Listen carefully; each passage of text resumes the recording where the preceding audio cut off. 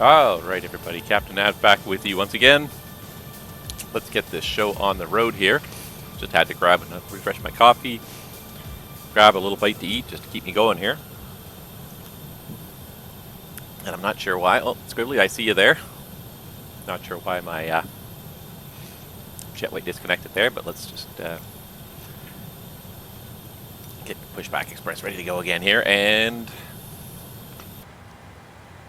just hop in the flight deck and check on how many passengers it was going to be. 49 passengers. Not a money-making run today, but whatever. It's not always going to be a money-making run. You want it to be a money-making run as an airline, but it's not always going to be, and you try to put the flights out there because if you just cancel flights randomly because you're not making money off them, people are going to stop flying on your airline. They'll pick another airline to fly on, so definitely don't want to be doing that. Just do a really quick check here. Alright, so we are going to refile for our return leg. There we go. Refiling complete. Let's go ahead and get the... Just going to recheck to make sure it has successfully refiled. It has. Alright, perfect. So we're going to get ourselves set up once again. And we're going to use self-loading cargo again, so we're going to do a start new flight, import from SimBrief, and yeah, that's a good target departure time, 16:20. We're going to try to be airborne even before that.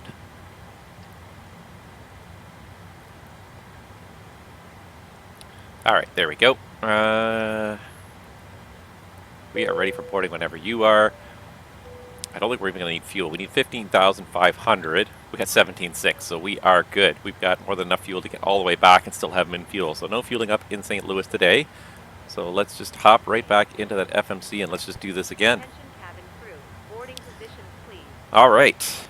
And then this will be done and we'll have to talk about what we're going to do for Chapter 2 of A Pilot's Life. But we'll talk about that a little bit once we get underway here. So let me just pull up my FMC again.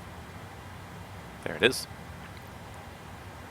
Alright, so we're going to go back to the route page now, and we're going to put in our inverse flight plan here. We're going to go from St. Louis, St. Louis back to DFW. And it is still American 261 for some reason. The return leg is the same as the outbound leg, so some airlines do that. Especially when you're a big airline like American. I guess you can't waste call signs, can't waste flight numbers too much because you're going to have a lot of them. Alright, so it looks like we're planning, what was the departure runway again? I'm sorry, Squibbly, I've forgotten. You wrote it in there too. Where's my chat window here? If I go there, scroll back. Departing 12 left. So departing 12 left. Okay, perfect. So 12 left on the Jani 6 arrival to map. Perfect. And then we do from map, we do direct to Razorback. RZZ, got it, 12 left, thank you. Fort Smith, FSM. And then direct to Arnett for the Seaver 4. Arnett with the 2 R's. And then from there we do the Seaver 4 arrival. I'm going to assume landing 17th center at this point. Bossy transition. Seaver 4. Arnett transition. And done. Just like that. It can be pretty easy to get these things set up again. ZFW. We're going to put that in what it's planned at. We're going to use the actual fuel we have on board. Cost index 5. I'm probably going to bump this up because we have extra fuel on board and I want to get the flight done sooner than later. I'm going to bump it up to cost index 25 already here. We'll check and see what that says for our arrival fuel, but I don't think that should be much of an issue. 5.9 for the reserves. Cruising altitude supposed to be 40,000 feet. I guess because we're very empty today, we can get to 40,000. 312 at 19. Unable to 90 knots and switch, that's fine. N1 limit. Oh, actually, sorry, I have to go to legs. Let's go to init. I have to execute that before I go to the N1 page. And again, we're going to do, just going to pull up my app here. Change it to KSTL-12 left. 12 left. Conditions dry. Outside air temperature is... Oops. That's not what I meant to click on. Sorry, guys. 27. We're going to do flap 5 takeoff. Takeoff 2. And go back, and the takeoff weight's going to be 116,500.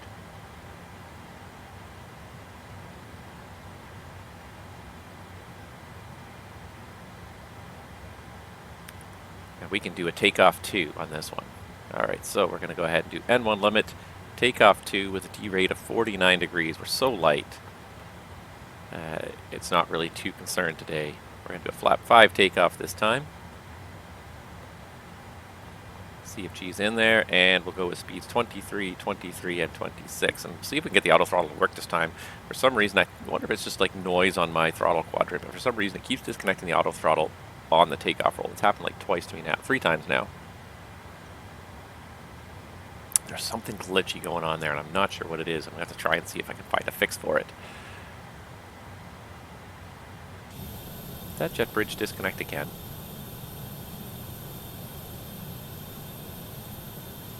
Why does the jet bridge keep disconnecting on me?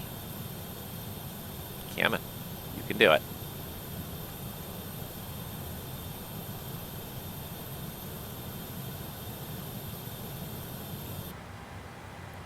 Alright, now we gotta wait for this guy, for this passengers to finish loading. But the rest of this should be good still, so we're just gonna have a quick look at our overhead panel, make sure nothing has changed since the last flight. APU is still running, yeah, that's fine, it's not a big deal. We're not fueling, so we can go ahead and put the passenger signs on. Switch the ignition to the other channel for this departure. Anti-ice is on, hydraulics look good, anti-ice off, hydraulics are off. Air conditioning pneumatics panel. Pressurization 40,000, and I believe it's 650, I believe, for DFW. St. Louis traffic, Southwest 142, 10-mile final, runway 11 to land. Alright, and let's start just pulling up the charts as well for this flight, for the return here. Now we're boarding. Now self-loading cargo. Self-loading cargo is kind of taking its time because I didn't think the jet bridge was disconnected there. So we could just keep the same flight in here because it's the same points. So just get rid of this again here. So now we're on Sid at Johnny. The Johnny 6. Chuck Berry, be good. Johnny, be good. I see how these are all kind of working out. Alright, so let's just see. We need a top altitude, 5,000, and 123 heading should already be in there, I believe. 123 heading, 5,000 is the top altitude. And our speeds, V2 is 126. There we go. We can turn these on again. LNAV, VNAV. Alright, auto throttle's disengaged, that's fine. Alright, and let's just finish our flow here and our pre-flight checklist before we do the briefing. Alright, we've tested all the lights today. RTO, gear is down, each of us is all guarded. Our flaps and spoilers are up, retracted, whatever you want to say. Fuel cutoffs are off, 22.8's there for departure. Just going to leave the same squawk code as before, 1504 for now, because we don't have any other ATC to give us anything different. Alright, I think we got everything in there, so let's just go ahead and pull up the legs and the charts here, and we'll do a departure briefing. So, emergencies have previously briefed. I honestly don't know the procedure in St. Louis, so I'm just going to say in the event of an engine failure, we're just going to fly runway heading. We're going to get out of the LNAV mode. We're going to fly runway heading. Taxi out for 12 left. We're going to probably head Delta and Sierra, crossing runway 12 right for 12 left for departure. The SID today is the Johnny 6, RNAV departure, 10-3 Juliet, effective the 14th of July 2022. DDI or GPS is required, RNAV, radar is required, RNAV 1, and for use by turbojets only. For runway 12 right and left, climb on heading 123 to 1120, then direct Hefner, cross Hefner at or above 2500, then on depicted route to Johnny. Top altitude 5,000, so we got 5,000 in. After Hefner, we do DeFuss, Travis, Johnny, Wesco, and Maples. So Johnny, Wesco, Maples. That's it. That's the end of the SID. Terrain around here is 3,000 feet around the airport. Weather is beautiful day. Not too much to talk about with the weather. Operational. No MELs on the aircraft. Everything is working today. No TAMs. Hold on while I figure out which flight plan to delete. This one. This is the one I want. So St. Louis to DFW. No TAMs. Just looking for no TAMs for our taxi route. Delta and Sierra. Sierra between Charlie and Sierra 1. Yeah, we'd already pursued that one. Delta between Charlie and Victor closed. I don't think that affects us at all, does it? Delta between Charlie and Victor. No. Yeah, no, that's not cool. That's not. It doesn't affect us at all. And anything else? Pardon me. Anything for the SIDS? Nope. Looks good. All right. No TAMs. Immediate return. We'll just come back to land on runway 11 like we did before. Questions? No questions? All right. Let's do pre-flight checklist. So oxygen is tested 100%. Navigation, transfer, and display switches are all normal. And auto window heat is on. Pressurization mode selectors. Auto. Flight instruments, we've got heading 166, altimeter 3003. Parking brake is set, and then start levers are cut off. The normal checklist, sorry, the pre-flight checklist is complete. We are fully boarded, so we can go ahead and do this. We are operating on the APU. Cockpit to ground. St. Louis traffic, Delta 222, pushing start, gate C10 northwest. Cockpit to ground. Go ahead, flight deck. We will be ready in a minute. Roger. Alright, so he's going to hook up the tug. There goes the jet bridge. Perfect. Love it. Alright, so let's do before start checklist here. I just feel that we got not enough in the center tanks. We got to turn the pumps on once we get airborne, but we can't run with them for now because we have less than 1,000 pounds. Alright. Oops. Wrong way. There you go. Off with you. Alright. Before start checklist. Flight deck door is closed and locked. Fuel, we've got... Whoa. Track IR, easy there. 17,500 pounds and pumps are on. Passenger signs are on. Windows locked. MCP is V2 126 heading 123 altitude 5,000. Speeds V1. Mesdames, messieurs, bonjour. Le commandant de bord aimerait vous souhaiter la bienvenue à bord de votre vol d'Air Canada. Nous ne prévoyons aucun retard. All right, V1 is 123 VR, is 123 V2 126. CDU pre-flight is complete. Rudder and aileron trim are free and zeroed. Taxi and takeoff briefing is complete. Anti-collision lights on. Before start checklist is complete. We are ready for pushback and engine start. Roger. Release the parking brakes, please. Brakes are released. Push back. And you know what else I have to do? I also have to reset my flight tracking there at the top there.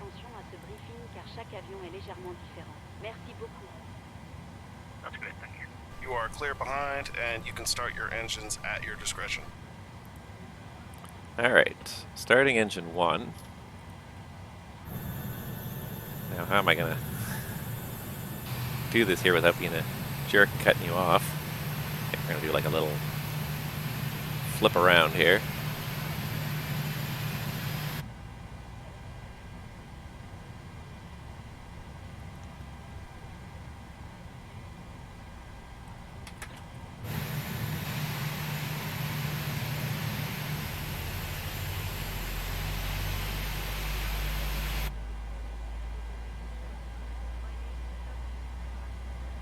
Just want to check this, if this is on.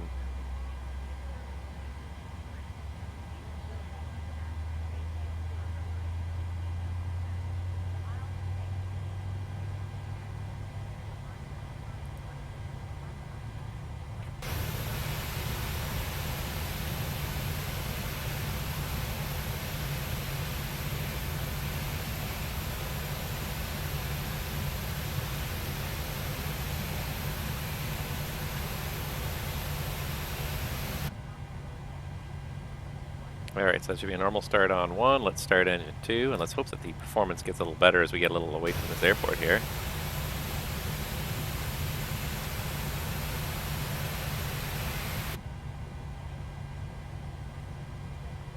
Alright, starting engine 2. Not doing a very sharp turn here, that's for sure. It's about as sharp as it's going to get, so I think that's probably as good as it's going to get. Stop, push back. Stop, push back. There it goes. Pushback complete. Set parking brakes, please. Brakes are set. Roger. Okay, the tow bar is disconnected and the equipment is clear. We will see you on the right-hand side with the pin. You are clear to disconnect and go to hand signals. Thanks. Have a good flight. See you later. St. Louis traffic, Delta 222, I just want to make sure this is correct. It is departure St. Louis, arrival DFW. It is tracking the correct flight. I just want to make sure it's correct. Tracking the correct flight. There's somebody else down there here at St. Louis. Looks like just a generic 330, but whatever. And Southwest, we've got you there. We'll wait until we're after you. St. Louis traffic, this is Gateway 5200. I've got you all. I'm the Kodiak at the far end. I'll wait on all. I'll be number 3. Alright, so normal start. Let's go ahead and put this all here. Probes. Packs back on. Oops, wrong way. I always go to click on it and it goes to after start. It goes to start again.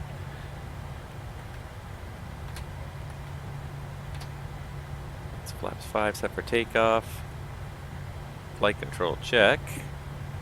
Elevators. Ailerons. And the rudder. After start check it. Alright, and after start checklist, or before taxi check, I guess it's airplane. Generators. On. Probe heat. On. Anti-ice. Off. Isolation valves. Auto. Engine start switches. Continuous. Recall. Checked. Auto brake. RTO. Engine start levers. Idle detent. Flight controls are checked and ground equipment is clear before taxi checklist is complete. St. Louis traffic American 261 is at gate Charlie 6 for taxi for departure 12 left. It'll be via Delta and Sierra. Alright, taxi light on. Follow the squibbly.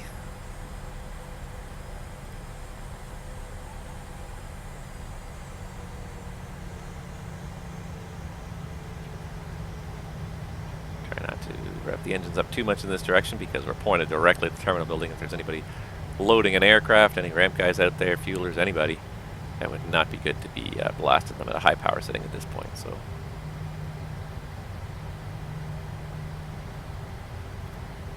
there's a few airplanes out there today. There's this Kodiak, there's a Southwest airplane. Good times.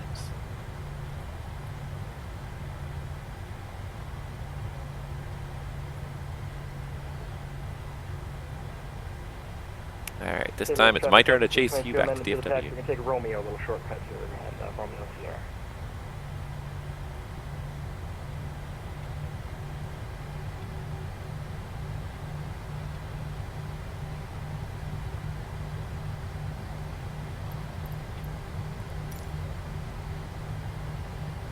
Ooh, there is a taxi at Romeo. What a nice convenient little shortcut. St. Louis traffic American 261 will follow Delta Romeo Sierra for 12 left, crossing 12 right.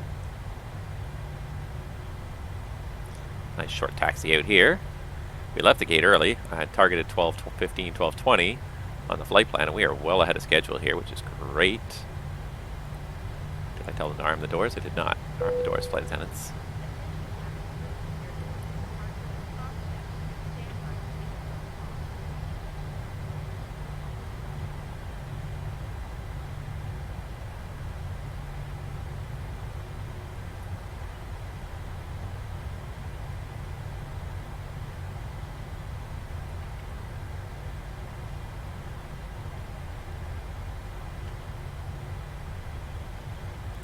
Alright, crossing runway 22 right, clear left, and right, and 22's lining up runway 12 left departure. Strobes getting on.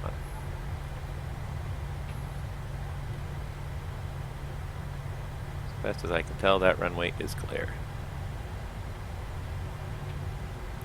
Alright, let's do before takeoff checklist.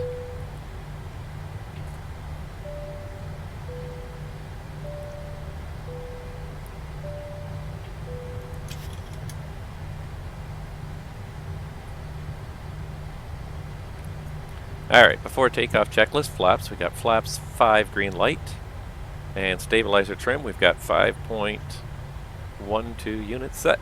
Before takeoff checklist is complete, just waiting on the cabin secure.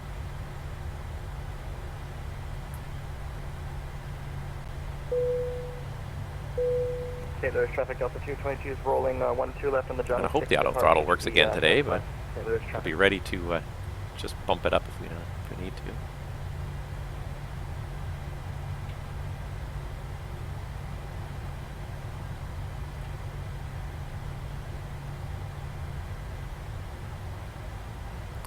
Alright, holding short of the runway, taxi light can go off for now. I finished crossing the runway, so the strobe can go off for now. And there goes Delta rolling. St. Louis traffic. American 261 is lining up for departure 12 left threshold. Alright, lights, strobes back on. And auto throttle is armed for whatever it's worth. Toga did not seem to work last time, but we're going to try it again. I am nothing if not persistent.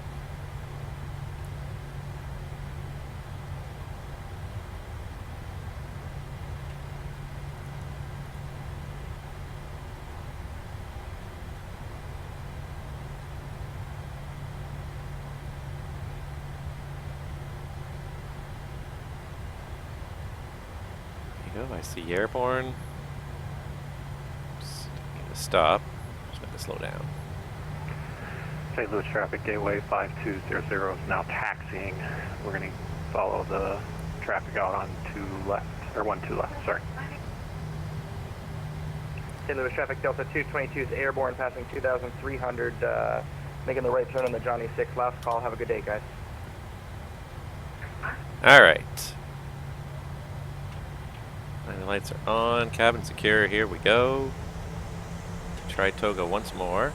Let's try bumping my thrust levers up to a mid-level where I think there's not much noise. Here's Toga. This time it held better, much better. Check thrust.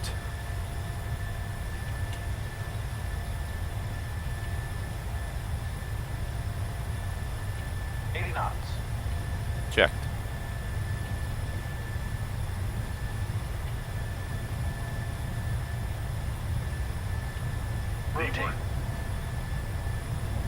I really wish the PMDG would separate those two calls. Not let the rotate call be made until after the V1 call is complete. Gear up. LNAV. VNAV speed.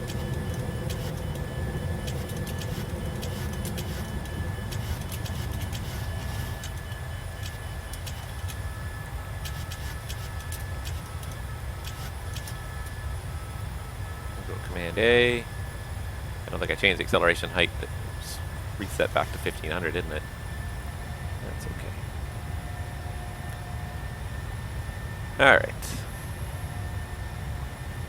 Got the autopilot back on again. Just because I still am feeling a little overwhelmed by everything going on sometimes here. Flap 1. There, that's flap 1. Flaps up. go ahead and set 40,000. We're going to check the fuel performance in a second here. So it doesn't do any level off at all. There's 40,000 feet. Follow departure.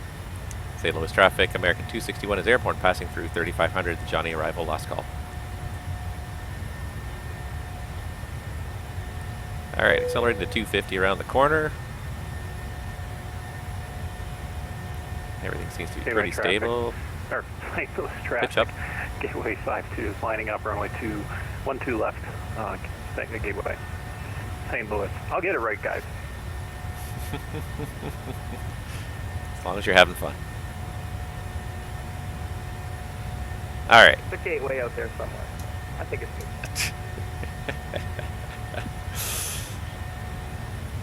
Alright.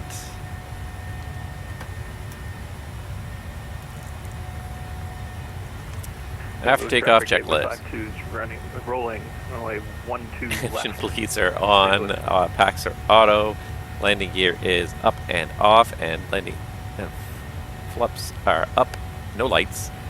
After takeoff checklist is complete. Alright, this time I'm chasing you, Squibbly. You're about 7.5 miles ahead.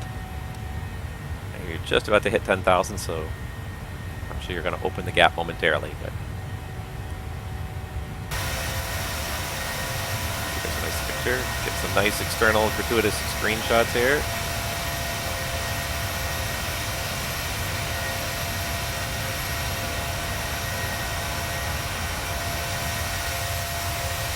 There be an arch over there somewhere?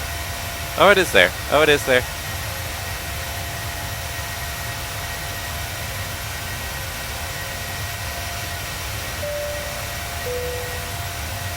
St. Louis traffic gateway 5200 is now airborne on the Be Good 5 departure. Last call.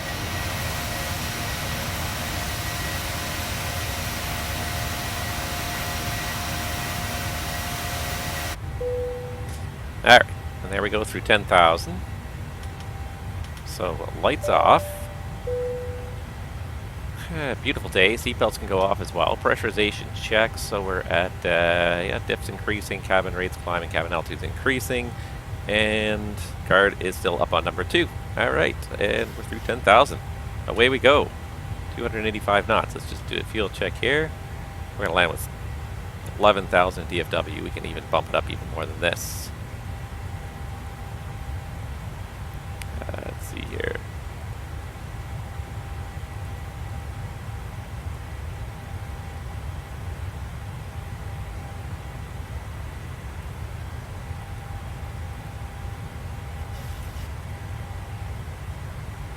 And bump it up to cost index 80. 10.7, 1736 into DFW. So that's a little over an hour from now. That's good. We're gonna rock it all the way back to DFW. Question: Memphis still online, or did they log off? No, it looks like Memphis logged off. But there is a tower down in DFW. Just logged in 1 minute ago. Coincidentally, the last name is also Womack. Interesting. Interesting. Any relation, I wonder. But all right, we're back in the flight deck. We are back on our way, guys. Leg number 2. The final leg of Season 6 of A Pilot's Life here, live on Twitch with Captain Nabs. I hope you guys are having fun. I know there's a bunch of you guys watching. If anybody has any questions about anything flight simulation or airline related, please feel free to ask. I'm always looking for good stuff to talk about. I have a few things I can talk about, but I'm always happy to answer, user questions, viewer questions. So please feel free to ask anything you might want to hear or see.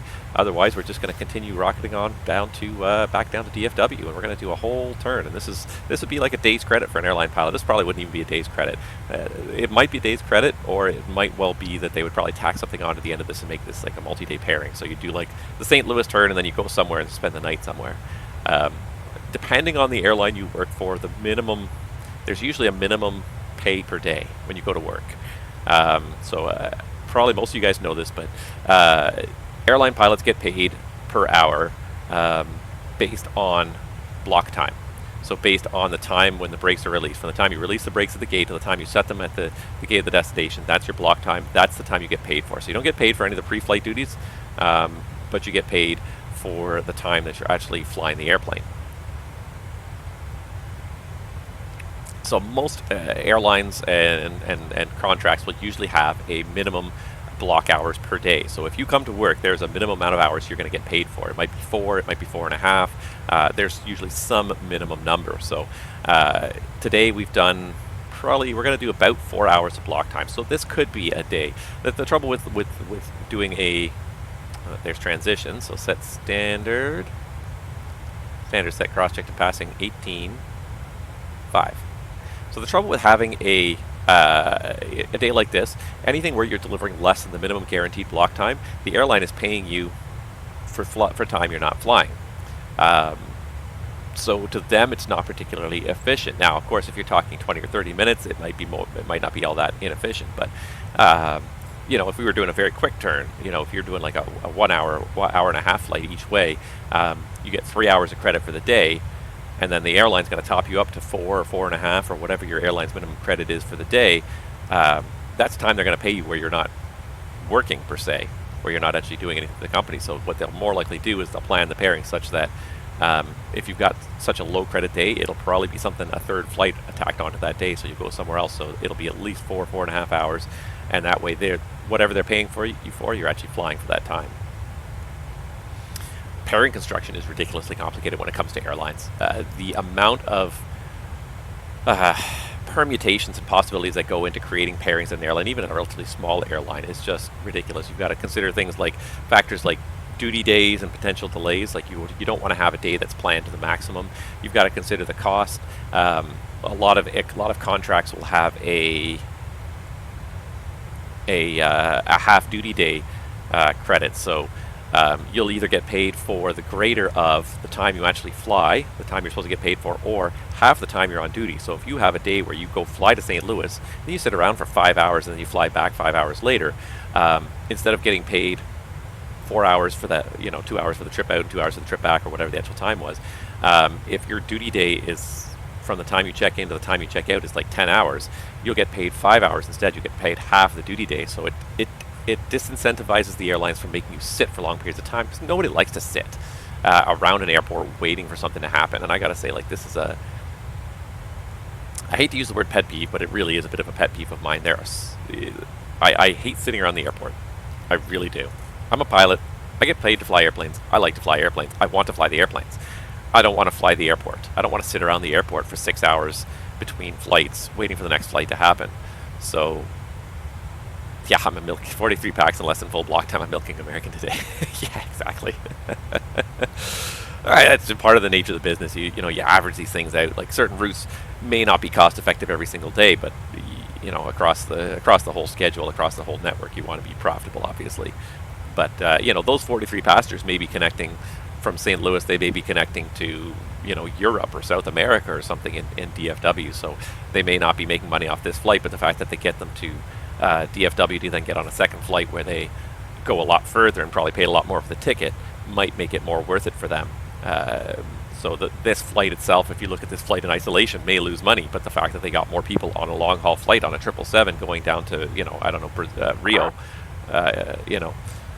whatever they paid for that ticket, they made money on that ticket. So looking at each flight in isolation is really hard to do in an airline, because connections are such a big business in the airline business for most airlines, especially the legacy carriers. There are some airlines where it's not nearly so dependent. You get some of the ones that are specifically targeting small city pairs, like the Allegiance, where they don't have a hub and spoke model. They really are targeting very specific small mid-tier airport direct flights.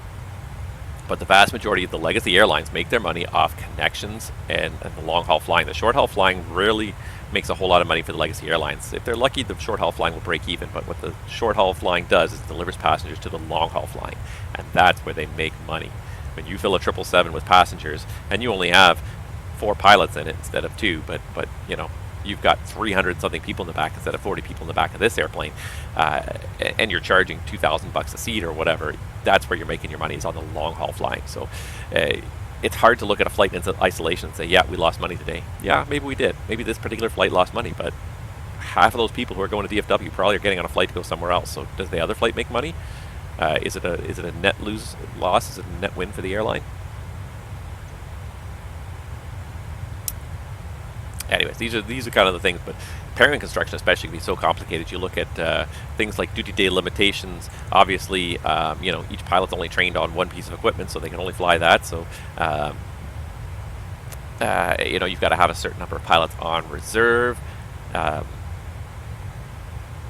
You know, there may be constraints in terms of turnaround times too. Like if you're going from a especially this applies to Canada, like if you're going from a domestic to a transborder flight, you've got to allow enough times between the flights for you to walk from the domestic side through customs over to the what am I trying to say here? Over to the transborder side, clear customs, go into the transborder side. So you got to allow a fair amount of time for that. You know, you've got to stitch them together. There's limitations to how long the duty days can be. And there's just so many flights that kind of stitch together and tack them all together. So there's usually, you'll see, you know, this is all done by computers nowadays. There's systems that look at all the flights and then they stitch them together into groups of flights that get done by a set crew per day. You'll see similar patterns where it tries to match them up and it tries to balance them out, because you don't want to have too many people having like 9 hours of flying in a day. You want to kind of balance it out. So you want to balance it out so that, you know, most of the people are kind of doing a somewhat similar amount of flying in a day.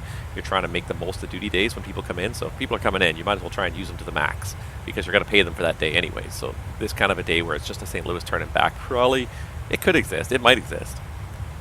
It's sort of borderline. If it was much shorter than this, then it would be probably paired off with something else. You'd probably end up going somewhere on a layover.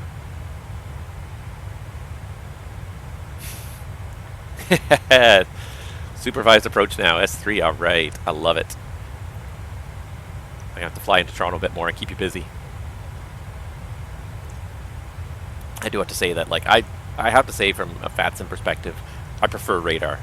Local stuff can be fun, and especially if the airport itself is particularly busy. If you go back in my YouTube channel, you'll see I live streamed a memorial event for Takeoff Rwy for back at I guess it was September of last year, I think, or October of last year, and I did a live stream of that, and it was great fun. I was just a tower controller, so it's just a local position. It was great fun, but in general, I prefer radar, and I think terminal, I think, is probably the most interesting. Center's kind of fun because it's such a large area to kind of control and keep track of what's going on, but if I had to pick my favorite positions to be in, you know, for something like cross the pond, if I had to do something, yeah, if I had to pick like my favorite position for like cross the pond or something, I think arrival is definitely, it's the most fun. It's the most skilled position. I think the arrival controller is one of the most skilled positions. You have to take these airplanes that are far apart, bring them to just the ideal distance apart, no closer than the minimum, and ideally not too far apart because you don't want to waste space between them. Getting them all together and organized and focused and flying in the same direction, like I find that is the most challenging by far, is trying to do arrival. The most satisfying when it's well done too, I have to say. But I do like doing tower.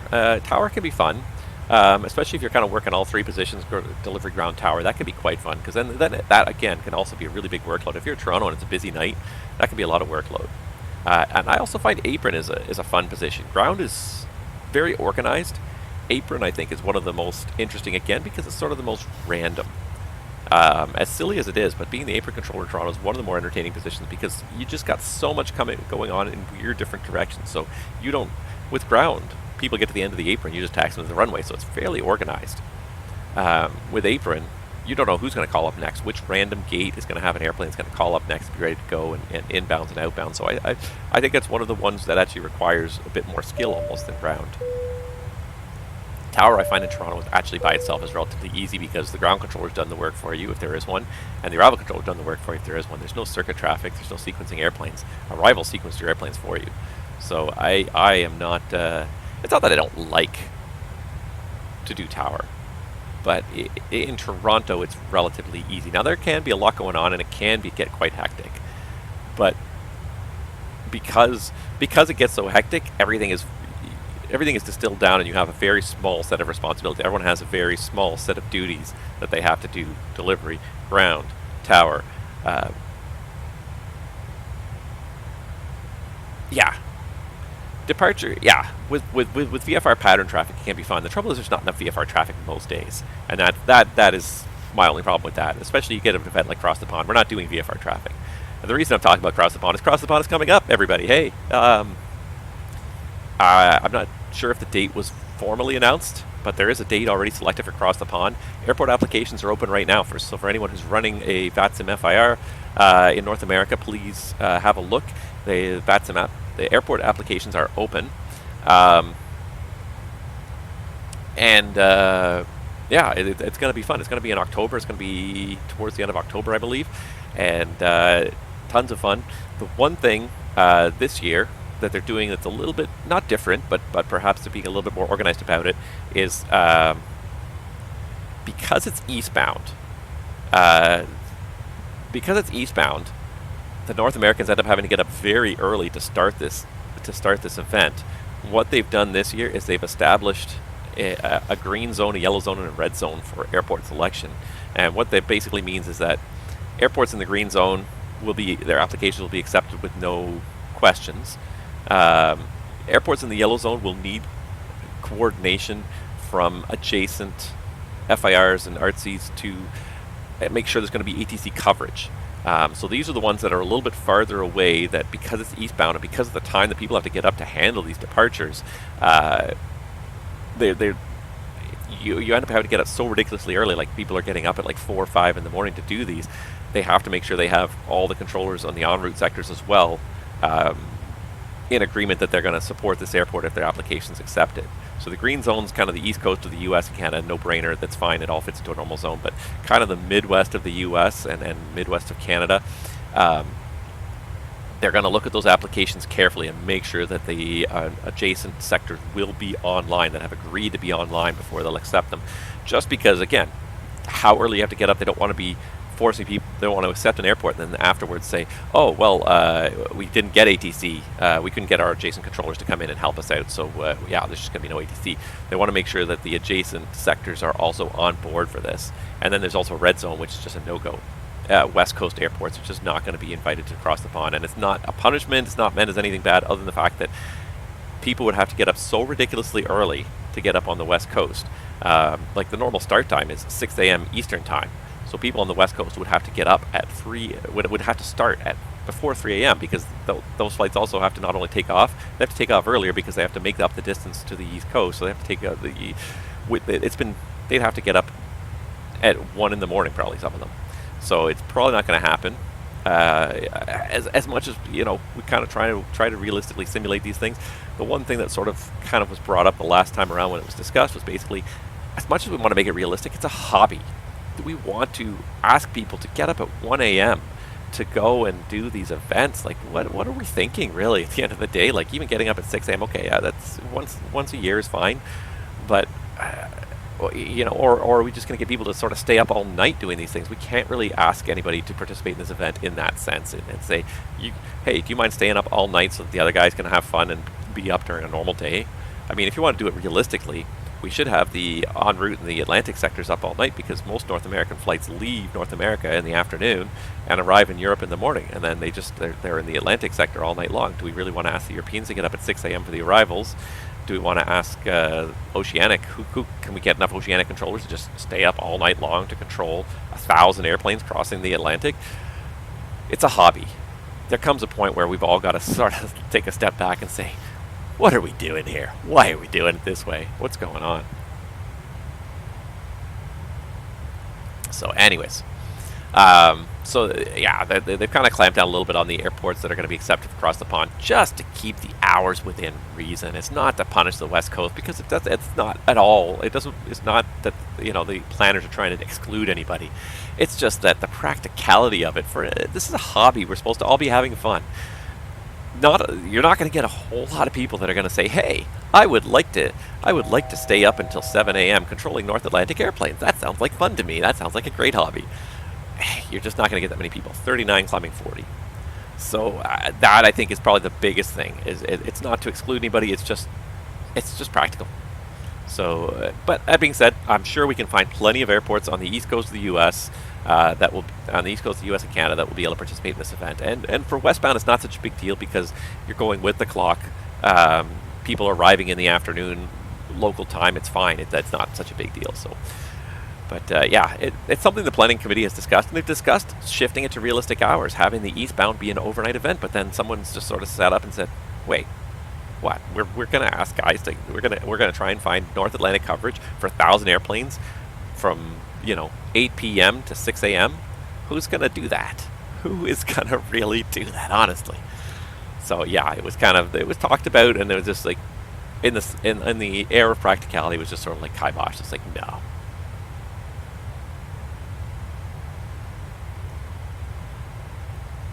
VNAV path. There we go.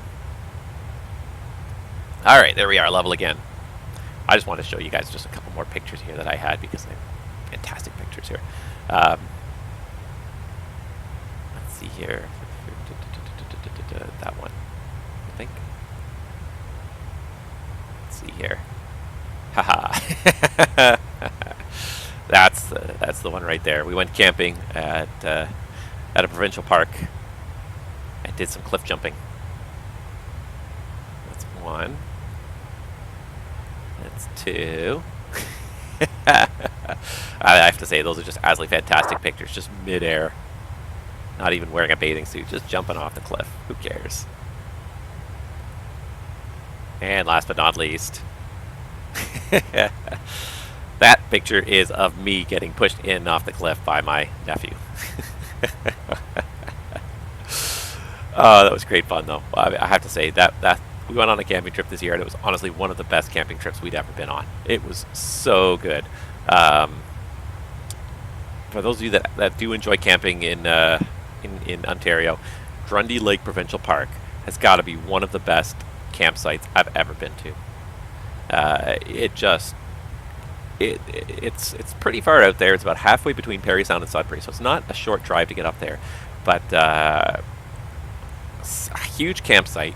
Lots of campsites that are right next to the lake. So literally at our campsite, like, you turned around and walked out the back of our campsite, and you could walk right down to the lake. We actually rented a canoe, and we actually put the canoe on our campsite. We just launched it off the back of our campsite. Didn't have to go anywhere. Just carried it down to the water, and away we went. So we were able to see frogs and birds and loons and all sorts of stuff right out the back of our campsite. Tons of stuff to do as well. There's 3 big lakes that you can go canoeing on or paddle boarding or whatever you want to do. There's 6 or 7 different beaches across the 3 different lakes throughout the campsites. Almost every campsite is within walking distance of one beach, and then there's other ones that you can get to as well. There's hiking trails, of course. There was even a late night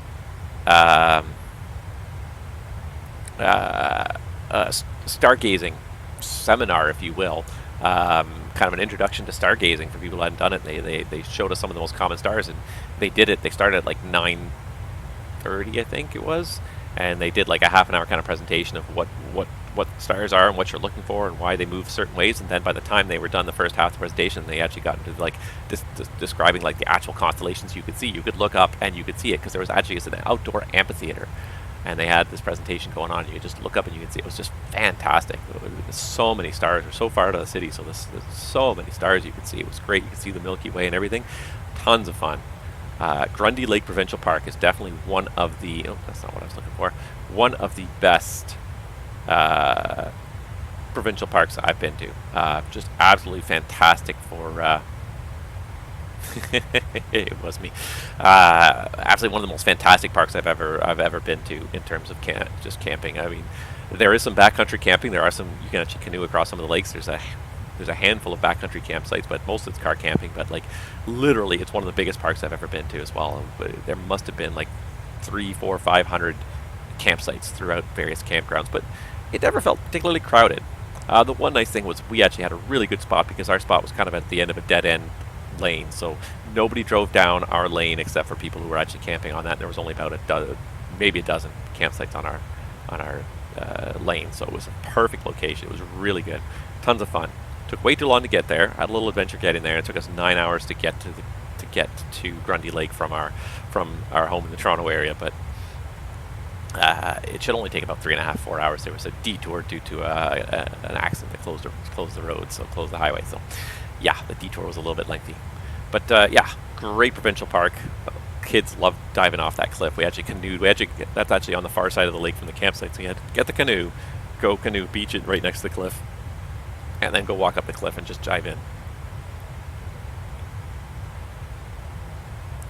But those two pictures, especially of my kids just jumping in the lake, were just absolutely fantastic. Just the sheer joy. You can almost see the joy in the picture of them just jumping off a cliff just into the lake. They're so well framed. I have to credit my wife for taking those pictures. She took them, and my gosh, they were so well framed. I loved it. It was great.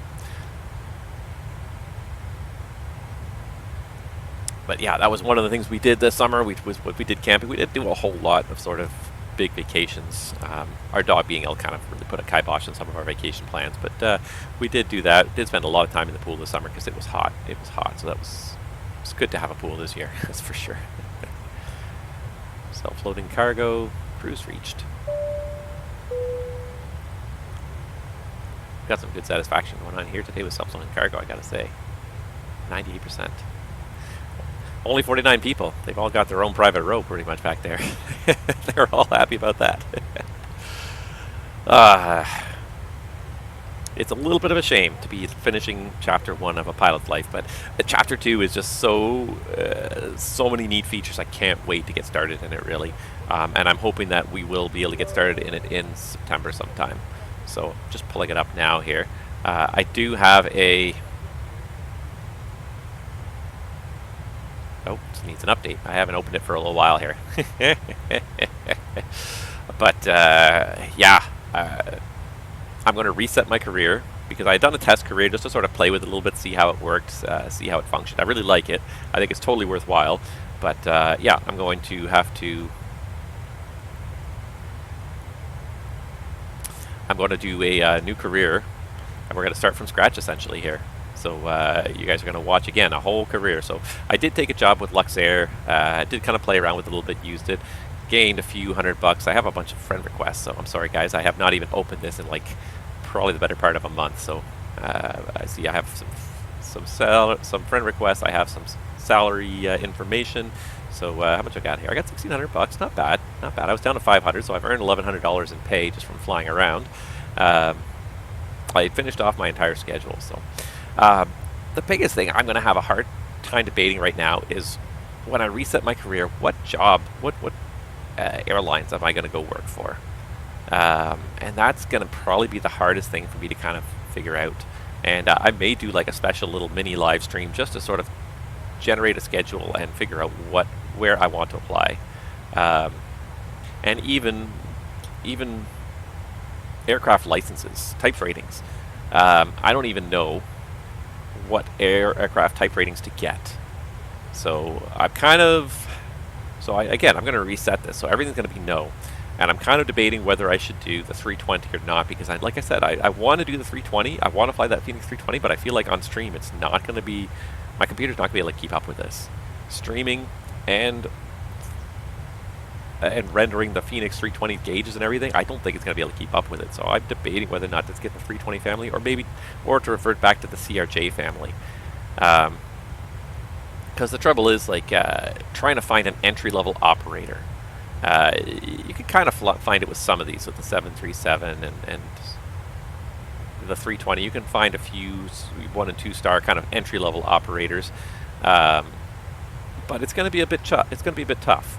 The CRJ has more entry-level operators that I could probably end up working for. So that's going to be the biggest debate, I think, is trying to figure out what airline to kind of get into and what airplane to fly. If I want to go back to flying the CRJ, if I want to try and fly the 737, I think I might try and do both. I think I'll probably try the CRJ type rating again and the 737 type rating again and see if I can get a job at a 37 operator, but I'll settle for a CRJ operator if I have to. So if I do it right now, this is what I get with the 737. So I do get a few 1- 2-star operators, but I do get a lot of 4- and 5-star operators with the 737 as well throughout their fleet. So it's going to be a bit tough trying to find some of these airlines I want to work for. Also making sure that they're not full already. So, you know, places like SkyWest. I work for SkyWest, I guess. What else could you work for? Republic. flying a CRJ, you can definitely work for Republic, but Republic even comes in as a 3-star airline, so they may not even accept me. I may have to go even lower than that to kind of get in the door. Thinking. Let's see here. Hubs: Atlanta, Nashville, Boston, Charlotte, Columbus, DCA, Detroit, Newark, Dulles, Indianapolis, JFK, LaGuardia, O'Hare, Philly. There's a lot of good hubs. So Republic would, Brickyard, I think is the call sign. Yeah, Brickyard. Republic would be a good call sign. Would be a good airline to work for. CRJs, Embraers primarily, really. But I could definitely fly the CRJ for them. That is definitely feasible. But yeah, trying to limit it to certain aircraft, that's going to be the kind of the challenge I'm going to have. How do I figure out which ones have CRJs there? Trans-State Airlines, it's only a 2-star airline, only 6 positions, but there are some positions available. So part of it is also, of course, debating. Trans-State only has 2 routes right now. Okay, that's not very helpful. I need something with a little bit more variety than that. So I may even have to go, overseas somewhere potentially. SkyWest is. I've worked for SkyWest already. I could start at SkyWest again. I could go back to work at SkyWest. I'd like to try something different. Air Wisconsin maybe, or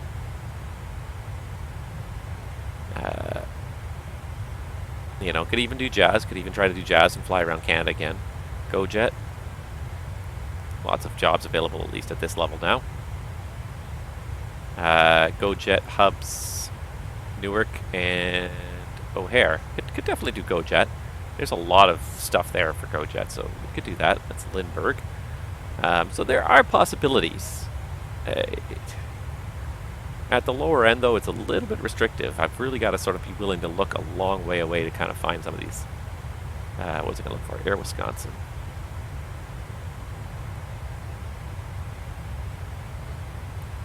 One star. CRJ 200s is not even the 700s. Again, a little artistic license. Dulles and Chicago O'Hare. Again, another possibility we could do that. So I'm really kind of debating. I'm not sure which way we're going to go on this. There's so many Transat. Air Transat. I think Air Transat might be. It's going to be at least 3 stars.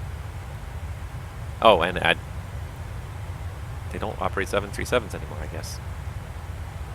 So I need the 320 license because they seem. Air Transat's only 1 star. What? What? How is this star rating determined? The only trouble with Transat is a lot of long flights. I kind of shy away from that a little bit. Yeah, they've only got the 320 and 330 family in this now. I shy away from the long flights. They're just so challenging to get done sometimes. So I probably will stay away from Transat. I'm looking for the 1 to 2, maybe even 3 hour range. I'm not looking for transatlantic flying. I don't know if my sim can last that long sometimes. So, yeah, Transat, 1 star. I guess I could definitely work there, but it's only the 320 family as well right now, which is not. Like I said, I'm worried about that Fenix. I don't want to commit myself to something and have to fly a whole season with the Fenix. That would not be good. So yeah, I'll have to look at this a little more carefully. Let's go. You can also do it this way. You can go aircraft licenses, and you can click on CRJ, and it'll show you who you have. ABX, Air Canada because of Jazz, Air Nostrum, Air Wisconsin, American Airlines, Brussels, Delta. See, a lot of these are kind of like when you see American and Delta, they don't actually operate the CRJs, but it's just because they're partners too that they show up. Iberia, Lufthansa, so Public, SkyWest, Trans-State. Skymark. Yeah, I don't know, but Brickyard had a good variety, that's for sure. Republic had a very good variety, so. But again, 3 stars to get in there, so it's going to be a little bit of a challenge to get in there. ExpressJet, Endeavor. Let's just see here. ExpressJet and Endeavor. Just trying to think of all like the regional carriers, because really at the end of the day, if you as a 1-star pilot, I'm going to probably be doomed to working for some of these carriers. So let's just check ExpressJet.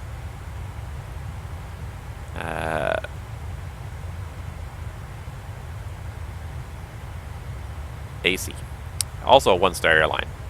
I can get behind a one-star airline. It's not that I want to work for a one-star airline, it's that these are the ones that I can probably manage to work for. JFK is the only hub. Well, I think JFK is a bespoke airport, so we could probably get by with it. It's not a huge route network, but it would be enough to kind of keep us occupied for at least a little while. And Endeavor was the other one I saw. Endeavor, also a one-star airline, so that also could be very good. Let's see here, Endeavor. Thinking. Ooh, Endeavor's got a lot. Atlanta, Boston, Detroit, JFK, LaGuardia, Minneapolis. So yeah, Endeavor actually has got a lot. Endeavor might be a good company to go work for because they have a CRJ 200s and 900s. They have a very extensive route network. So that might be something to work for. So I am going to hit reset on my career, and we're gonna look at that. We're gonna look at a new schedule, but it gives me at least some ideas of places that I might be able to go and look into. All right, how are we doing here time-wise? We are looking at arriving at DFW in about 40 minutes, so it's going to be time to start setting up the arrival here shortly as well. Yeah. What else is new in the airline world, or in the airline, in the flight sim world, I should say? Can't even think anymore. There's been so much kind of going on. I mean, I'm kind of excited. There is some good scenery coming to the sim these days. The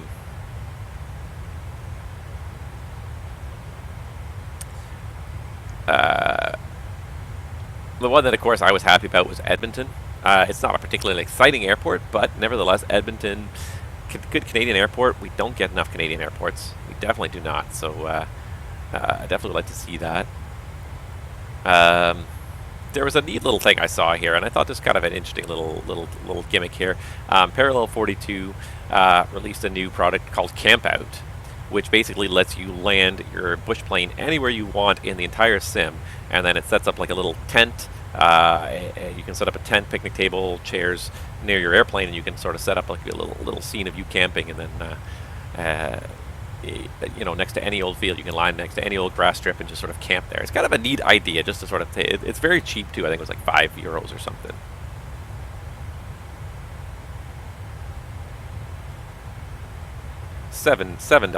$8. Neat little idea, just to sort of just to add a little scenery, just to give you a reason to go somewhere. Hey, let's go and let's camp. Let's go and do some bush plane camping. It's kind of a neat little idea. I liked it. I get the gimmick behind it. I don't know. I guess the other thing that kind of, I'm skipping one of the big things, but of course GSX finally released for MSFS, and that's great news in a way. It seems like it's a little bit problematic right now, which is not unusual. GSX was a problematic software in the P3D world. Once you use it a little bit, you sort of figure out its quirks. You know how to not sort of overdo it, and it starts to work better after a while. But it seems like, yeah, initially it's had a very rough launch here. MSFS is a very different animal than the previous iterations of the sim, so trying to get all this stuff that they really did before to work was not easy. And especially because, like, it's no longer GSX is creating all the models and putting them in there. Now there is a system for having a lot of these models, the baggage carts and the tugs and everything. It's built into the default sim. You can build better models and you can control it differently, but you sort of have to piggyback on that system that already exists, which I think is what GSX has tried to do, is piggyback on the system that exists rather than create their own. But it's created problems. It's also created problems for people at airports where the airport is encrypted. Anything bought from the marketplace is encrypted. And a lot of people do shop in the marketplace. I've avoided it. I'm not a big fan of Microsoft in a lot of ways, and so I've avoided the marketplace that they've set up for the most part. But a lot of people do like the convenience of it, and I'm not going to fault anyone. Everyone makes their own choices. If you like the convenience, you want to have everything sort of stored within the sim and saved within the sim. That's fine. I'm not going to disparage anybody for doing that. But it is a little bit, yeah. It makes things a little more challenging for the developers, because that stuff that's in there gets locked away, and you can't. Other developers can't access that information because it's all encrypted when it gets downloaded. It's decrypted by the sim, but nothing outside the sim can decrypt it. So GSX has had some problems with that, and even with airports that are not from the marketplace, third-party airports have not all worked reliably, which is unfortunate because I was looking forward to GSX. GSX will do a few things that one of the biggest things I miss. Pushback Express is pretty good, but the two things that I really like GSX for and that I miss the most from the P3D era are the fully automated pushback to a specified position, so you can either do tail left, tail right, or you can specify a custom position. I really, really love that. That was really, really good. The tug would just, the tug would start it up, you tell it where to push you, and the tug would start pushing you there. And you can focus on the engine start and everything else. You wouldn't have to steer the push yourself. I really like that, mostly because of the target, not because, Pushback Express will let you say, hey, push back 200 feet and turn left, but GSX allows you to see, like, in the sim, put a little green mark, this is where the airplane's going to end up. That was great. The second thing I miss is just having marshalers at the gate for the taxi in. And MSFS sort of sets them up randomly, but never at the gate you want, and there's no way to change which gates they're at. So that would be nice. That's one thing I loved about GSX is you select your arrival gate, and the equipment and the marshaller is waiting there for you. So I really missed that, and I'm very disappointed to see GSX was kind of such a rough launch, so I'm going to probably hold off a little bit on purchasing it myself. But it is something that's on my radar. I really would like to get it, but it's just a question of time and money. I need to see them improve the reliability a little bit. All right, so we need to brief the arrival, but before we do that, all that coffee I keep drinking is going right through me. So I'm going to step away for, again, about 2 to 3 minutes, and when I come back, we will set up for the arrival. So in the meantime, I'm just going to set this away for a minute here, if I can figure out how to control my thing here. Nope, not that one. Doesn't want to do that one. And we'll be back in like 2 minutes.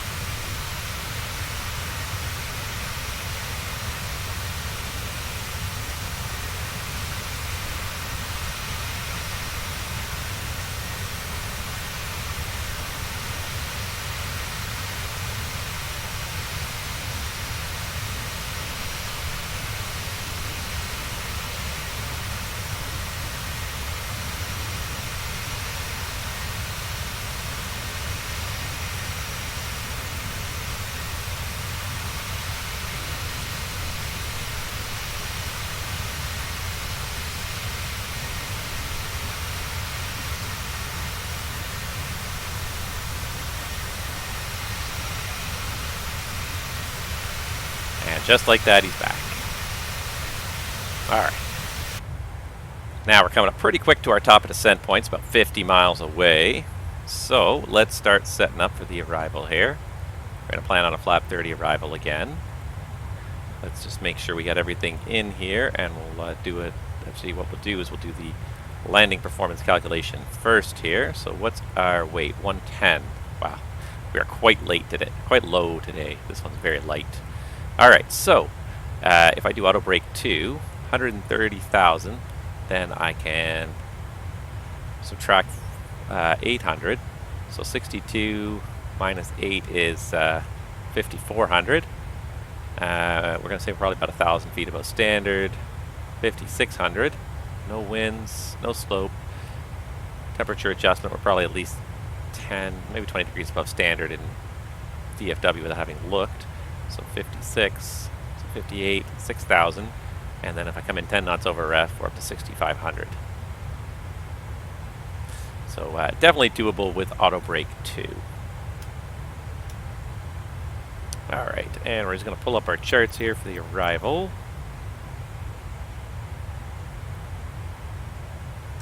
Have a quick little kind of preliminary look at it here. Open charts list, so we're on the Seaver arrival. I did unmute myself, right? Yes, I did. Wouldn't be the first time I did not unmute myself when I meant to. Okay, we're going to land 17 center here, and actually there should be an ATIS, right? Because there is a controller up. Do I see an... unless he logged off again, which is always possible. Yeah, no, he's gone. Lots of guys on and near DFW, though. He was there for a little while. And now that definitely made it a little bit busy there. Okay. So let's see. 110.3, 176. So the inbound course, 176. Oh, if only I had a FS2 crew to set the other guys for me, but no, I don't. And I already forgot. What are the frequencies? It was 110 something. 110.3.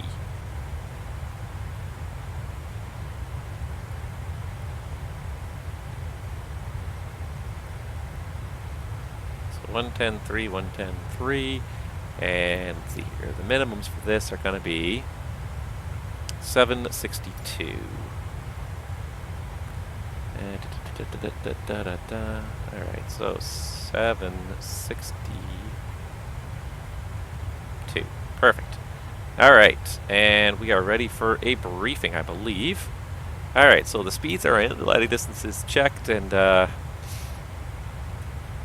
17 center we got 13,400 feet. I think we're okay.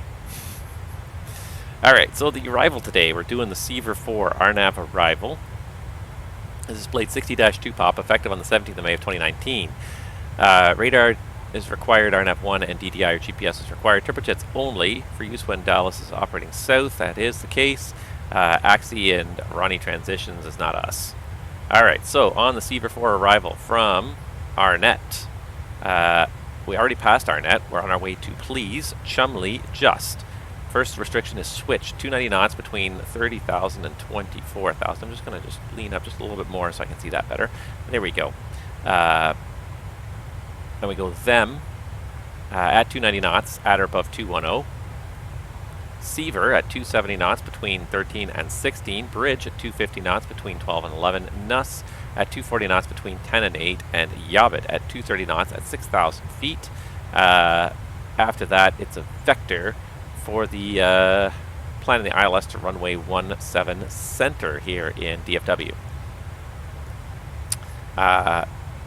So Blade 61-4, 20th of March of 2020, Loc IFLQ, 110.3 and 176, that's all set. Jiffy at 2,300 feet, there it is, and the ILSDA of 762, so we got 762 set. Touchdown zone at 562. We should have 550. There we go. And that is 762 there, since I had up and about looking. Alright, MSA is highest south of the Maverick VOR, which is basically just at the edge of the field there, 3,600 feet.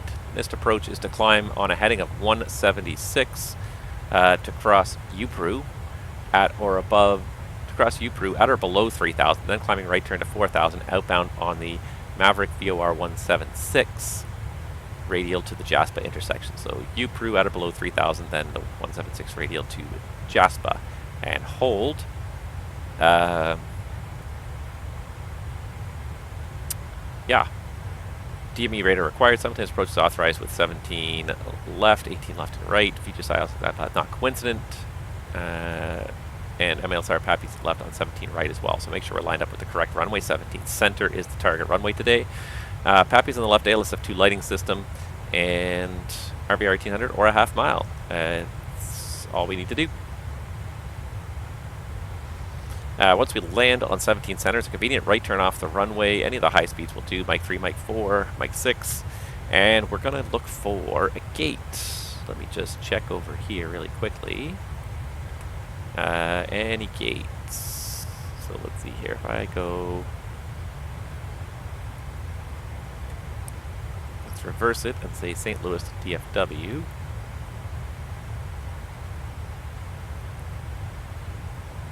And it's going to be arriving at gate Charlie 20.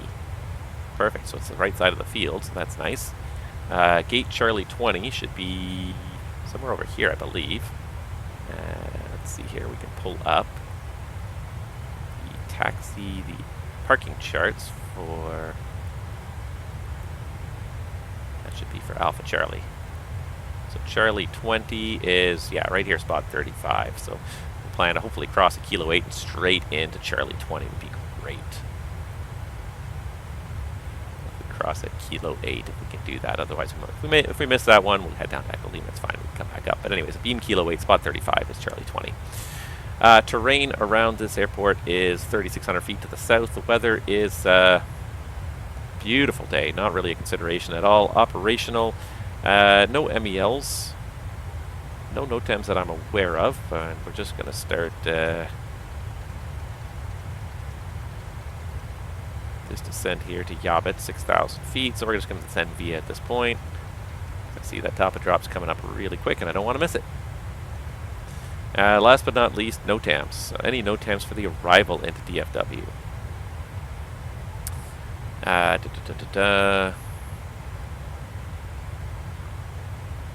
Looking for 17 center. Declared distance, that's fine. 17 center, close to aircraft more than 250 feet, that's fine. SIDS, approach procedures, 17 center, anything? I don't see anything for 17 center, so I think we're golden. Nope, love it. Nothing for 17 center. Good to go, my friend. And here we go. We're already starting down. Let's go ahead and tell the cabin. Top of descent. And self-loading cargo. And there we go. We are on our way down. All right. We are coming up to the end of a pilot's life on Twitch here of Chapter 1. Anyways, we're just going to continue on with Chapter 2. Season 7 will be Chapter 2. It's crazy when you think about how many hours I have flown in this on this software. I have probably put... Oh, I've probably put well over 100 hours. Let's see, 7 seasons at 10 flights per season. That alone is 70 flights I've probably done live on stream, or maybe more than that. And probably averaging 2 hours. I've probably done it. Averaging 2 hours, and some of them were long hauls, so I've probably done well over 150 hours live on stream, just watching this pilot life career cycle on by. And it's been fun, though. I've really enjoyed it. Just going to zoom in and make sure you're still ahead of me, but I'm pretty sure you're keeping ahead of me. There you are. Yep. Mach 80 in the descent as well. But it's been tons of fun. It's really kind of a neat way to do it. The thing I'm missing right now at Microsoft Flight Simulator is this FS2 crew. I missed that in the 737, and I was missing that for the CRJ for quite a while because it's just one more step to the immersion. What I'm really trying to do here, what my real goal is to really kind of simulate an airline life, really very realistically and on stream. And so to do that, I need a coworker. I need a co-pilot to sort of work with to get the job done. It's not just me working alone, and that's probably the thing I'm missing the most. I'm looking forward to FS2 crew coming to the 737, and I'm sure it's got to be kind of working its way in there by now. I feel for what's his name, the guy that runs FS2 crew. Is it Brian? I see him respond to the emails, all the messages in the forum all the time. But anyways, I kind of feel for him because, like, for a long time there was nothing much happening in the MSFS world, and then all of a sudden all the big airplanes came out all at once. The CRJ kind of came out, and that was sort of the first one, and that was sort of managed to cut his teeth on that. But then in the in like a 1 to 2 month period, you had the Mad Dog, you had the Fenix 320, and you had the 737 all released almost simultaneously, essentially. After almost a 2-year hiatus, all 3 of them released within a very short period of time, leaving developers like FS2 crew scrambling to trying to say, like, which of these airplanes am I gonna market myself for first? Which one am I gonna set up first? You can only do it's a very small development studio. You can only do so many things at a time, so it's a bit of a disappointment. But it's not surprising. Same thing with things like the AviaWorks EFB, which is a much simpler interface, but still requires some interfacing. That's one of the things that I'm surprised about the Fenix 320. Actually, it kind of caught me off guard, is that they don't support the AviaWorks EFB, and they have no API to allow them to do it soon, which is kind of surprising, because this is not an uncommon piece of software. A lot of people like it. A lot of people have made use of it over the years. A lot of developers have made use of it, and frankly, like, you spend like half your life in an airliner interfacing through the CDU. So having the CDU on a secondary screen, for me, is golden. It's a beautiful thing, because I stop mouse clicking everything. I get a sore elbow after I've been flight simming for a little while. and I don't know if you guys suffer the same thing, but if I've been simming for long enough, if I've been simming for a couple of hours and I've been clicking on everything, I get a sore elbow and a sore wrist just from clicking on everything. And it's not a very realistic way to interface. So it's so much more realistic to use a tablet. 90% of us have a tablet these days of some kind, whether it be worker or personal or something else, a device, you know, a mobile phone even works, but something other than just clicking in the sim with the mouse is so frustrating. So I'm very surprised that Fenix did not support that from the outset. That sort of caught me off guard, because they seem to be very kind of in tune with the community and what the community was kind of expecting and wanted. And that's one thing that they were not ready for, and they sort of, it left me wondering, because that should have been a no-brainer. They had, because they even, the funny thing is they even support their EFB on your tablet. They have a server that you can, they have a web server running that you can interface with their EFB while you're, you can interface with their EFB while you're, what am I trying to say here? On your mobile device, you can. So they even had the wherewithal and the thought to say, hey, let's put the EFB onto other people's tablets. But the MCDU, they didn't. It just didn't occur to them, and that surprised me, because it's not a new concept. A lot of places, the fly-by-wire, it's not supported by AVIWorks because it has a built-in MCDU server. So that was one of the few shortcomings of the Fenix 320, and I opened a ticket for that. I said, you guys need to do this. This is not a question. This is not a maybe can you. You need to do this. You need to make this happen. You need to put your CDU onto, you need to have an API at least that allows third-party vendors to put your CDU onto a tablet, because it's just a given these days. Everybody's doing it. Everybody should be doing it. It's nice to interface without clicking the mouse. I say that more than anything else. It's nice to interface without clicking the mouse. I spend so much of my life clicking this bloody mouse sometimes, doing various things on the computer. It's nice to have a different interface sometimes. And the touchscreen interface, it just feels like the real thing too, because most tablets are unless you have like a giant tablet, are generally around the right size of a CDU. So it's a very realistic way to interface with it too. Put it in the right spot, just over here, just to the right where the CDU would be, and it's perfect. Alright, I guess we should do the ascent checklist. I'm being a little bit of a lazy pilot here. Descent checklist, pressurization, landing altitude, 550. Recall, checked. You know what I never did? I never did use up some of that fuel from that center tank. Let's just use up that last 400 pounds from that center tank. Auto brake, I've got level 2. Landing data, I've got VREF of 123 and minimum 762, and approach briefing is complete. Landing checklist is complete. Yeah, I should have turned that on as soon as we hit like 10,000 feet, or even the after takeoff checklist. Alright, we're on our way down.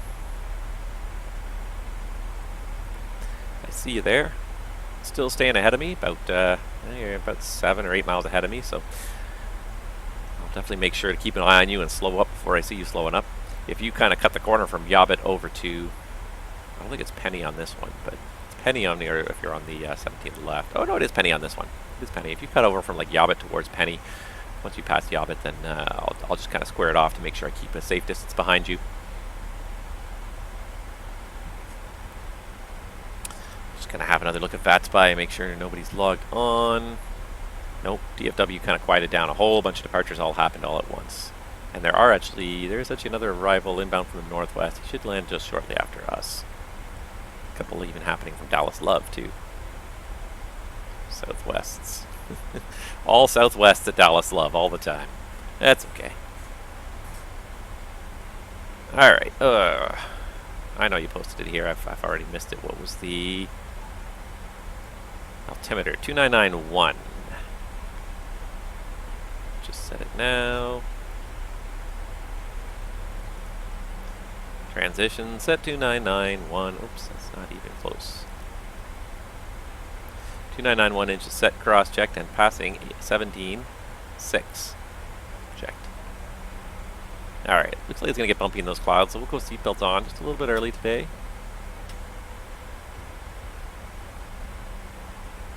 Because it looks like it's going to get a little bit choppy as we go through some of these clouds probably here. But we're doing pretty good here. I'm happy that we got this stream done. I'm super happy. I'm super stoked for Season 2, which will start sometime in September once things sort of settle down a little bit. I will say this, September is going to be a bit chaotic for me as well. I've got I've got some transition training to do, so it's going to kind of eat up some of my weekdays. We'll see what the weekends are like. They might be a little bit hectic again in September, but we'll see what happens. But I am looking forward to it. I'm going to figure out, I'll figure it out. I'll probably post it through my YouTube channel and through my Discord, that what we're kind of planning on, because really at this point I don't know. And it depends too, because that's one of the fun things about a pilot's life, is you don't know which airlines are necessarily going to accept you. You may apply to certain airlines, you may try to work there, but there's no guarantee that you will get to work at the airline you would like to work at. So yeah, until I actually apply and get accepted at a certain airline, it may, I don't know where we're going to be based, I don't know what we're going to be flying. It's an unknown right now. There we go. That cleared that tank out. Left side is dry. Let that right side just use up the last little bit so there's no fuel left in that tank. Yeah, I don't know what it's going to be. I'm curious, and I'm excited though. But, you know, like a kid at Christmas. Like, I don't know. It could be anything. The possibilities are almost endless at this point. The only trouble with flying through the legacy carriers is I don't want to do long haul. And it's not that I don't like long haul, it's fun, but I don't want to stream long haul. I've done it. I've streamed long haul before. You guys go back in my channel through like season 3 and 4, I think. 3 and 4, I guess? Yeah, I think it was 3 and 4 where I worked for Transat and I did long hauling. We did a couple flights over to Europe and back. I think we did 2 turns to Europe and back. 8-hour streams. Like, it's again, just like across the pond, it's a hobby.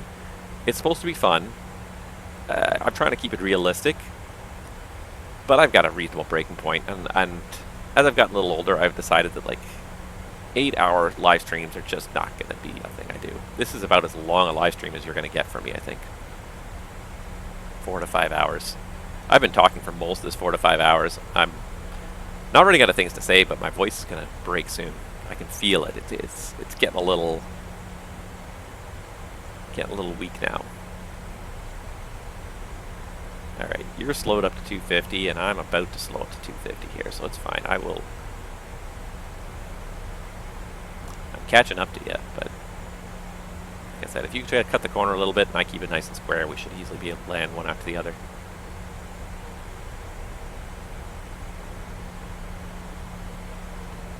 Just try to avoid using that speed brake as much as possible. To me, the speed brake, it's a great tool, but overuse of the speed brake represents just poor planning. Now, if things change at the last minute, that's a very different story. But if you know what runway you're going to approach for, the FMC should be able to pre-plan everything for you.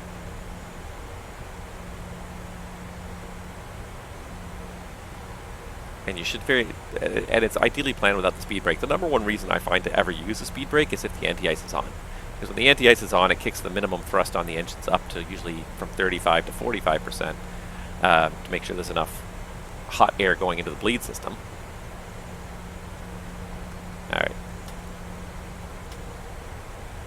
10,000, so we double chime the cabin to tell them we're landing. Landing lights on. And approach checklist.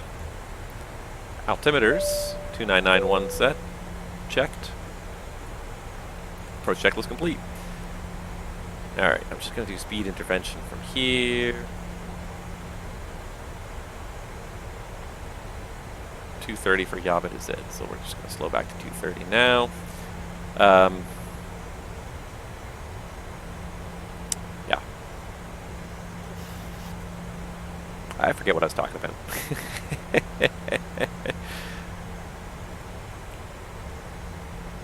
But definitely, this is a hobby. I don't want to be doing 8-hour streams anymore. I don't think I can handle it.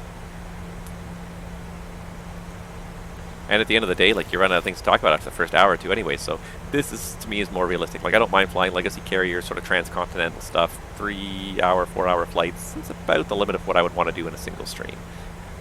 Speed brakes, yeah. That's right, thank you. Now I remember, yeah. Speed brakes, yeah. The only time I ever really use them very much is for anti-ice. Otherwise, I try not to use them, because if you're using them, it's a sign that you did not manage your thrust well enough, because all you're doing is you're, for lack of a better word, wasting energy. You're trying to waste energy to you're trying to kill off energy. It's like using the brakes in your car. Like, you want to use them to be safe, but if you are just pounding the gas pedal until you're 100 feet from the red light and then pounding on the brakes, you're wasting a lot of energy and fuel, accelerating to speeds you don't need to be at.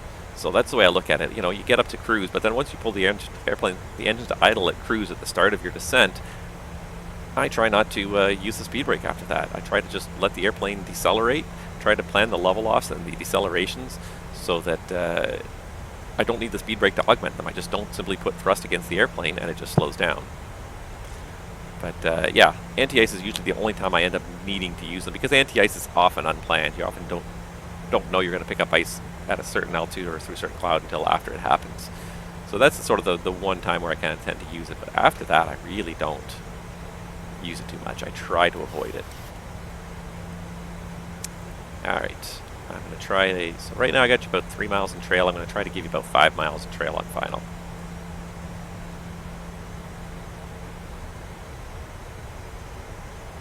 Yeah, it's good tool to have, don't get me wrong. And I mean, if something changes, like the other day we were coming to Toronto and they switched us from 2-4 left to 3-3 right, and we're on the Ling, or from 2-4 left to 3-3 left, and we're on the Ling arrival. So it's like all of a sudden you go from crossing Ling at 11 to 7,000. Okay, speed brakes open. Obviously, suddenly something was changed, and we need to lose altitude and speed, and that's fine. But on a normal arrival where everything happens according to your plan should factor leveling off and slowing down without the need for speed brakes.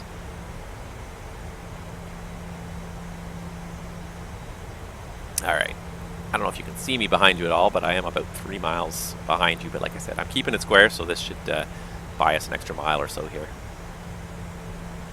As I level off at 6,000, I could probably also dial the speed back a little bit.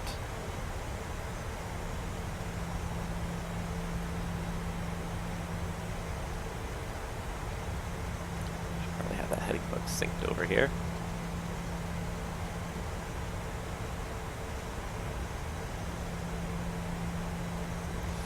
Alright, we're in heading cell, FMC speed, ENAV path. Let's see here. So if I do inbound to Bossy on a course of 176, should look like that. That gives me something nice to look at. There you go, now you got about 5 miles in trail of me, so I'm just going to start turning inbound now towards Bossy.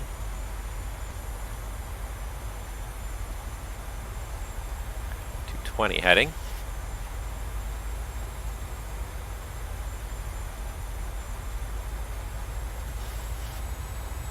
And 4,000 level change.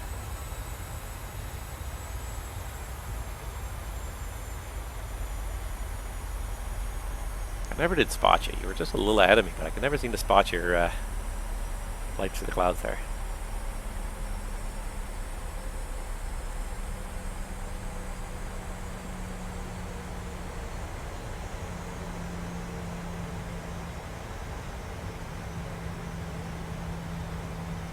Alright, this descent's going to work out nicely here. DFW's just coming into sight there. Huge reservoir. And Dallas is one of those places too that just floors me at the extent of the suburban sprawl around Dallas. Especially to the north, northeast over here. Just endless miles and miles of suburbs. Endless miles. You just can't even get around without a car. You can't even come close to getting around without a car in the DFW area. Alright, I'm going to go ahead and arm the approach. Clear for the approach, we'll say. Loke. There's Loke, and glide path is armed. 222, 3,000 feet from 10 mile final runway 17 center, Fort Worth traffic.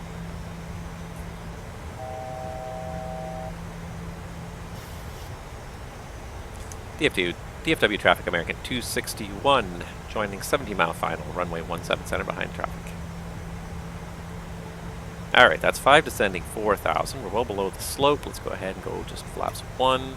Start configuring here.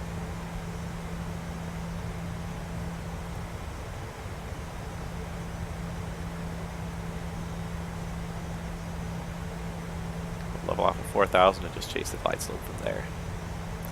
There. I got plenty of in-trail space, so slow down as much as you want. I think I'm almost 7 miles in trail of you now.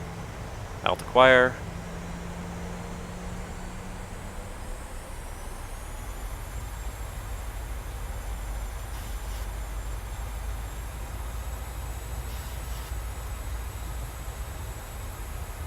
Alt hold.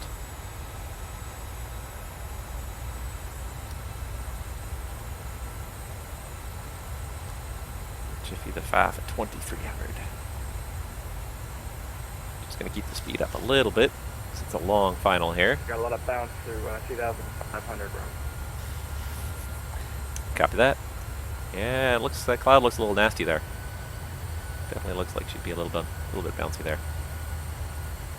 All right, glide slope's alive. Let's go speed 200, flaps 5.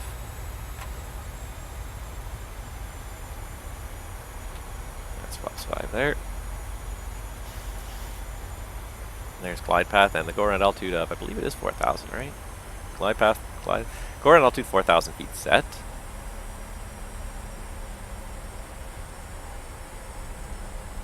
All right, speed 190. There's my last fuel pump off. Perfect.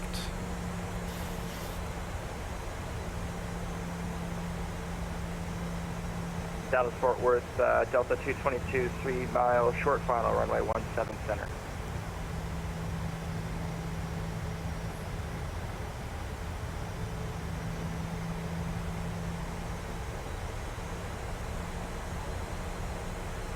She does not want to slow down here.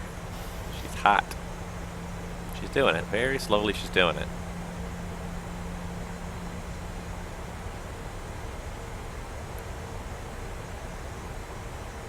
Radio altimeter.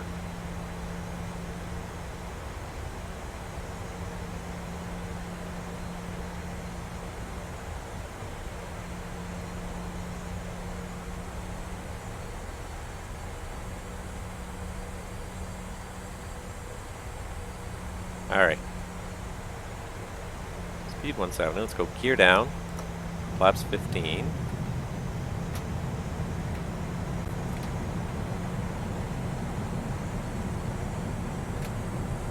Arm the speed brakes. Here comes Jiffy, 2300. Go around altitude is set.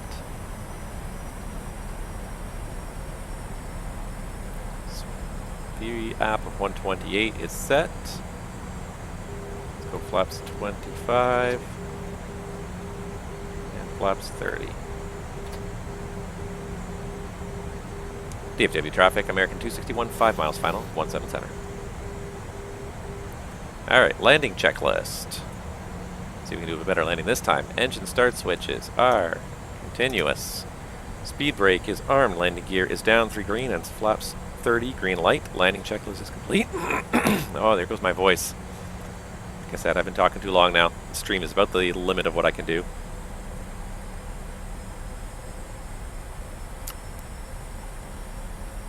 I might let the autopilot fly a little longer.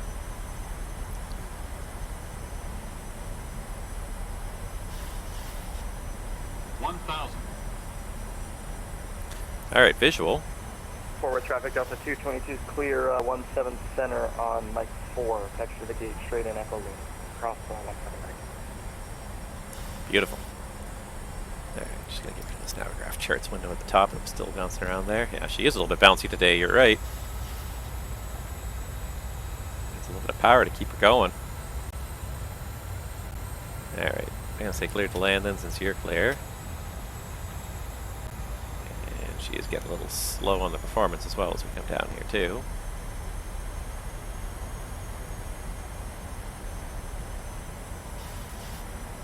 Alright, 500, stable, disengage in the autopilot. Forward traffic, Delta 222 is clear, 17 right. 400.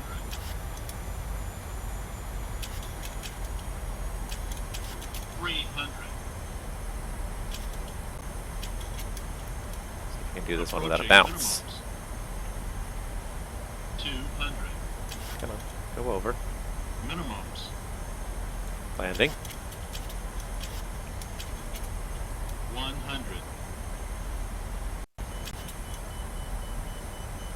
50, 40, 30, 20, 10.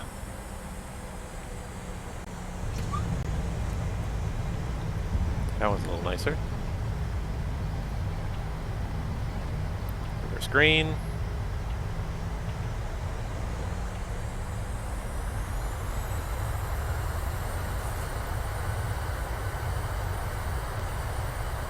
Wow, she really used up a lot of runway here. Maybe I should have done auto brakes 3 just to get off sooner. Alright, there's 16 knots. Reverser's going to idle. I went way farther than I probably needed to. Actually, maybe not. Well, we'll see where we are here in a second here.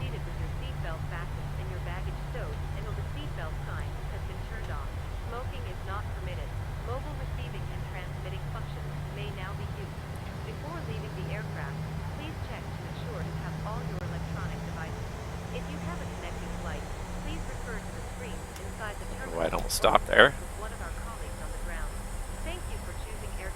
Thought I tapped the brakes just a couple times to release it, but I guess not. Alright, so we missed the ideal taxiway, but we'll just go across here and up Kilo.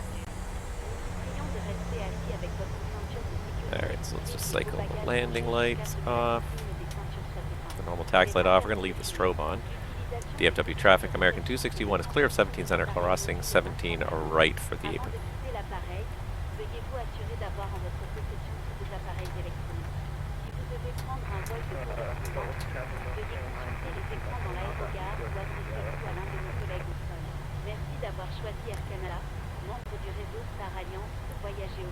Once again, the arrival's really kind of killing my frame rate here a little bit.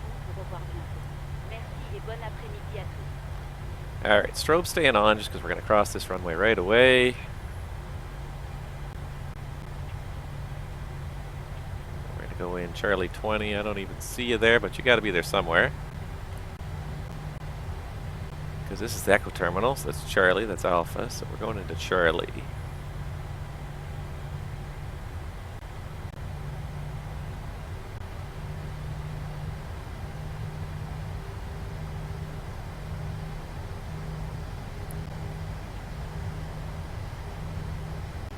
Wow, she's really kind of struggling now.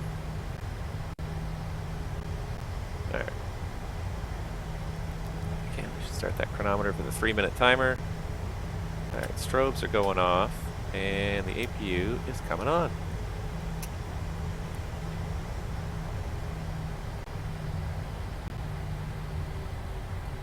Ooh, something is really kind of... Just close a few things here on my desktop because some things are really kind of stealing away the performance here. Again, this is what I find too, is like after the sim has run for a while, this is what I find happens. Is it does tend to get very... it does tend to get a little bogged down after it's been running for a while, so that's what I was afraid of doing a whole turn, but it seems to be okay. We got a couple of other guys logged in here. There's an American down there. There's an American up there.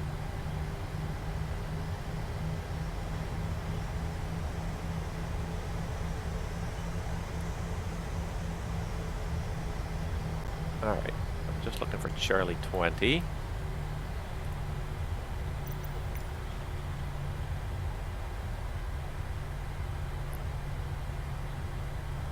So one of these entries here. Come on, airport parking.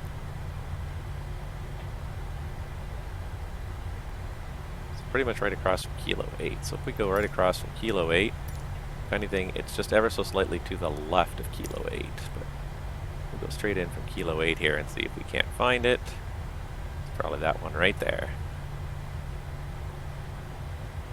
Alright, so we're going to say taxi light off. Definitely a nicer landing than the previous time, though. Felt like it's a little... Oh, squiggly, I didn't even see you said that you had to go. My apologies. That's Charlie 21, so this must be Charlie 20. I hope you had fun. Thank you so much for joining me. I appreciate that. And yeah, we will definitely be in touch, and I'll try to fly your airspace if I ever see you online, but when my time allows. Here's Charlie 20. We'll definitely do some more flying again soon.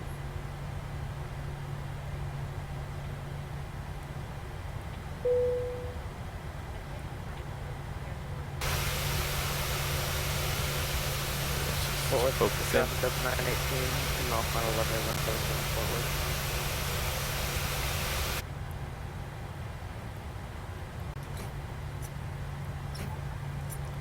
Alright, that's on. Seatbelts can go off. AP generator's got to come on. Fuel off. Pumps. Probes. Hydraulics. Open. Lead on. Anti-collision off. Let me just try to pull over that jet bridge really quick. There we go. All right. That should do it. There it comes. So shutdown checklist. Fuel pumps are off. Probe heats off. Hydraulic panels set. Flaps are up. Parking brake is set. Start levers are cut off and the weather radar is off. Shutdown checklist is complete. And we are done, everybody. Welcome back to DFW. We did a whole turn. We got to St. Louis. We came back. And we made it. So welcome back to DFW, guys. Thank you so much for watching. That was a long stream. I feel like I have definitely got to go as well, because that was long, and I've got a few other things to do today. But thank you so much for watching, everybody. I hope you had fun. Please join me for Chapter 2, which will be Season 7 of A Pilot's Life. We'll be starting it very soon. In the meantime, have yourselves a great rest of the afternoon, everybody. Stay safe and healthy, and we'll see you guys all real soon.